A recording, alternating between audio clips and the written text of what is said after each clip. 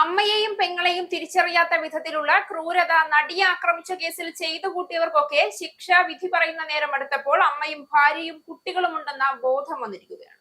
അവരെ ഓർത്ത് ശിക്ഷ ഇളവ് ചോദിക്കുമ്പോൾ ആക്രമിക്കപ്പെട്ടവളും മകളും പെങ്ങളും ഭാര്യയും ഒക്കെയാണ് എന്നും അവൾക്കും നോവുന്ന മനസ്സുള്ള കുടുംബാംഗങ്ങളുണ്ട് എന്നും ഒരു നിമിഷം പണത്തിന് വേണ്ടി മാനത്തിന് വില പറയുമ്പോൾ ഓർത്തില്ല.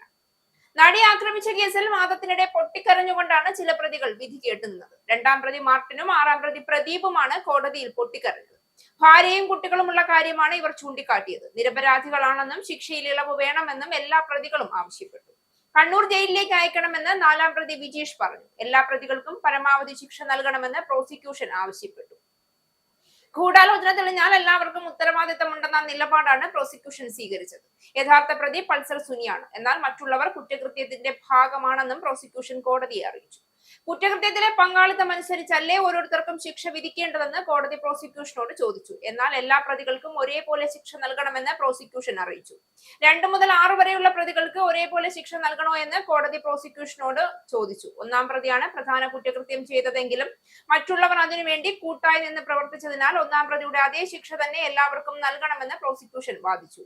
2017 ഫെബ്രുവരി 17 അങ്കമാലി അത്താണിക്ക് സമീപം നടിയുടെ കാർ തടഞ്ഞു നിർത്തി അതിക്രമിച്ചു കയറിയ സംഘം നടിയെ ഉപദ്രവിച്ച് അപകീർത്തികരമായ വീഡിയോയും ചിത്രങ്ങളും പകർത്തിയെന്നാണ് കേസ്.